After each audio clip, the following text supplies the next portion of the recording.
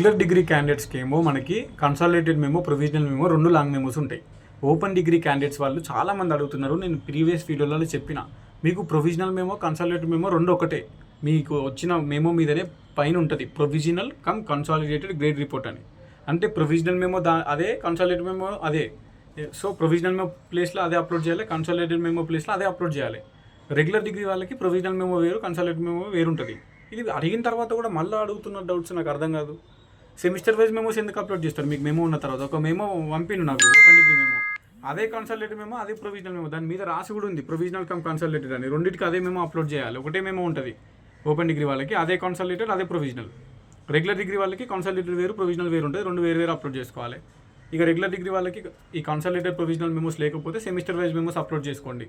అవి కూడా లేకపోతే online results print, principal's assign, stamp వేపించి అవన్నీ అప్లోడ్ చేసుకోండి. తొందరగా వేసుకోండి వెరిఫికేషన్. అటు ఇటన్నా టైం అయిపోతుంది. ఓకేనా? నిన్న స్టార్ట్ అయింది ఆల్రెడీ, ఇప్పుడు 2 days అన్నట్టు ఈ రోజుకి. తొందరగా వేసుకుంటే అప్రూవ్ అవుతుందా, రిజెక్ట్ అవుతుందా, ఏదైనా డాక్యుమెంట్ రీఅప్లోడ్ చేయమంటుందా అని తెలుస్తుంది ఒక 2 or 3 daysలో. ఓకేనా? So don't make any mistakes.